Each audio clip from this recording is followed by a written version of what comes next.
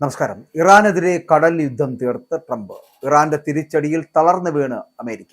ആഗോള എണ്ണ വിപണിയിൽ ആശങ്ക തീർത്തുകൊണ്ട് ഹോർമുസ് കടലിടുക്കിൽ അമേരിക്ക ഉപരോധം ഏർപ്പെടുത്തിയിരിക്കുന്നു. ഇതര രാജ്യങ്ങളിലെ തുറമുഖങ്ങളിലേക്ക് പോകുന്ന കപ്പലുകളെ തടയില്ല എങ്കിൽ കൂടിയും ഇറാന്റെ എണ്ണ വാങ്ങുന്നവർക്കെതിരെ കർശന നടപടി ഉണ്ടാകുമെന്ന ട്രംപിന്റെ മുന്നറിയിപ്പ് ഉണ്ടായിരിക്കുന്നു. ഇറാന്റെ തിരിച്ചടികളിൽ പക്ഷേ തളർന്നു വീഴുന്ന അമേരിക്കയാണ് നമുക്കിതിലൂടെ കാണാൻ കഴിയുന്നത് പലയിടങ്ങളിലും. ഇത്തരത്തിൽ പല ഉപരോധങ്ങളും അമേരിക്ക ഏർപ്പെടുത്തുമ്പോഴും അതിന് പകരം ചെയ്യാൻ ഇറാൻ തയ്യാറെടുക്കുന്നു എന്നുള്ളതാണ്. ഇറാനുമായിട്ടുള്ള സമാധാന ചർച്ചകൾ പരാജയപ്പെട്ടതിനെ തുടർന്ന് ഹോർമുസ് കടലിടുക്കിലൂടെയുള്ള ഇറാന്റെ എണ്ണ വ്യാപാരം തടയുവാൻ കർശനമായിട്ടുള്ള നാവിക ഉപരോധമാണ് അമേരിക്ക ഇപ്പോൾ ഏർപ്പെടുത്തിയിരിക്കുന്നത്. ഇറാനിയൻ തുറമുഖങ്ങളിലേക്കും തിരിച്ചുമുള്ള എല്ലാ കപ്പൽ ഗതാഗതവും ഇന്നു മുതൽ തടയുമെന്ന് US സെൻട്രൽ കമാൻഡ് അറിയിച്ചിരിക്കുന്നു.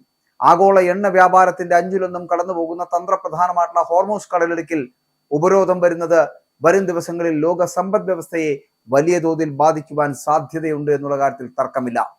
ഇറാന്റെ ആണവമോഹങ്ങൾ അവസാനിപ്പിക്കാതെ വിട്ടുവീഴ്ചയ്ക്കില്ല എന്ന് പ്രഖ്യാപിച്ചുകൊണ്ട് പ്രസിഡന്റ് ഡൊണാൾഡ് ട്രംപ് ഉപരോധത്തിന് ഉത്തരവിട്ട് കഴിഞ്ഞു. ഇറാനിലേക്ക് പ്രവേശിക്കുന്നതോ പുറത്തു പോകുന്നതോ ആയിട്ടുള്ള എല്ലാ തരത്തിലുള്ള കപ്പലുകളും തടയുവാൻ നാവികസേനയ്ക്ക് നിർദ്ദേശം നൽകിയിരിക്കുകയാണ് ട്രംപ്. അമേരിക്കയുടെ നടപടിക്ക് കടുത്ത പ്രത്യാഘാതം നേരിടേണ്ടി വരുമെന്ന് ഇറാൻ മുന്നറിയിപ്പ് നൽകി കഴിഞ്ഞു. പെട്രോൾ വില $4 മുതൽ $5 വരെ എത്തിയ പഴയ കാലം അമേരിക്കക്കാർക്ക് ഇനി സ്വപ്നം മാത്രമായിരിക്കും. ഇറാന്റെ പാർലമെന്റ് സ്പീക്കർ മുഹമ്മദ് ബാഗർ ഖാലിബാഗ് പരിഹസിക്കുന്ന തരത്തിലേക്ക് ഇത് പറയേണ്ടി വരുന്ന ഒരു സാഹചര്യം ഇപ്പോൾ സൃഷ്ടിക്കപ്പെട്ടിരിക്കുന്നു. ഉപരോധ വാർത്ത പുറത്തു വന്നതോടെ ആഗോള വിപണിയിൽ എണ്ണ വില കുതിച്ചുയർന്നു. ക്രൂഡ് ഓയിൽ വില 8% വർദ്ധിച്ച് ബാരലിന് $104 എത്തിച്ചേർന്നിരിക്കുന്നു. പാകിസ്ഥാൻ ഭരിച്ച് അമേരിക്കയുടെ വൈസ് പ്രസിഡന്റ് JD വാൻസിന്റെ നേതൃത്വത്തിൽ ഇറാനുമായി നടത്തിയ ചർച്ചകൾ പരാജയപ്പെട്ടതാണ് വീണ്ടും സംഘർഷത്തിലേക്ക് ഇപ്പോൾ വഴിമാറിയത്. ഇതര രാജ്യങ്ങളിലെ തുറമുഖങ്ങളിലേക്ക് പോകുന്ന കപ്പലുകളെ തടയില്ല എങ്കിലും ഇറാന്റെ എണ്ണ വാങ്ങുന്നവർക്കെതിരെ കർശന നടപടി ഉണ്ടാകുമെന്ന് അമേരിക്കൻ ഡിപ്പാർട്ട്മെന്റ് ഓഫ് ജസ്റ്റിസ് വ്യക്തമാക്കുന്നു. ഈ നീക്കത്തിന് നാറ്റോ രാജ്യങ്ങൾ മടിയോടെയാണെങ്കിലും പിന്തുണ നൽകുമെന്ന് ട്രംപ് അവകാശപ്പെടുന്നു. എന്നാൽ ബ്രിട്ടൻ ഈ ഉപരോധത്തിൽ പങ്കുചേരില്ല എന്ന് വ്യക്തമാക്കി കഴിഞ്ഞു. USS Franklin Peterson, USS Michael Murphy എന്നീ 2 USS ഡിസ്ട്രോയറുകൾ നിലവിൽ ഹോർമുസ് കടലിടുക്കിൽ നിലയുറപ്പിച്ചു കഴിഞ്ഞു. ട്രംപ് നടത്തിയ പ്രഖ്യാപനങ്ങൾ മിഡിൽ ഈസ്റ്റിൽ മറ്റൊരു വലിയ യുദ്ധത്തിന്റെ മണിമുഴക്കമാണ് ലോകം കാണുന്നത് എന്നുള്ളതാണ്. അമേരിക്കയുടെ ഈ കടുത്ത നീക്കത്തിന് തൊട്ടു പിന്നാലെ വിപണിയിൽ എണ്ണവില കുതിച്ചുയരുന്ന സാഹചര്യം ഉണ്ടാകുന്നു. ക്രൂഡ് ഓയിൽ 8% വർദ്ധിച്ചുകൊണ്ട് ബാരലിന് $104 എത്തിയിരിക്കുന്നു. വരും ദിവസങ്ങളിൽ ആഗോളതലത്തിൽ വലിയ സാമ്പത്തിക പ്രതിസന്ധിക്ക് കാരണമാകും ഈ പ്രഖ്യാപനം എന്ന് പറയേണ്ടിയിരിക്കും. എന്നാൽ ട്രംപിന്റെ ഭീഷണിക്ക് മുന്നിൽ വഴങ്ങില്ല എന്ന ഉറച്ച നിലപാടിലാണ് ഇറാൻ ഭരണകൂടം. അമേരിക്കക്കാർ ഇനി പഴയ $4-5 ഇന്ധന വില ഓർത്ത് നെടുവീർപ്പിടുമെന്ന് Iranian parliament speaker Mohammad Bagher ഖാലിബാഗിന്റെ പ്രസ്താവന വരാനിരിക്കുന്ന വലിയ വിലക്കയറ്റത്തിന്റെ സൂചനയാണ് നൽകുന്നത്.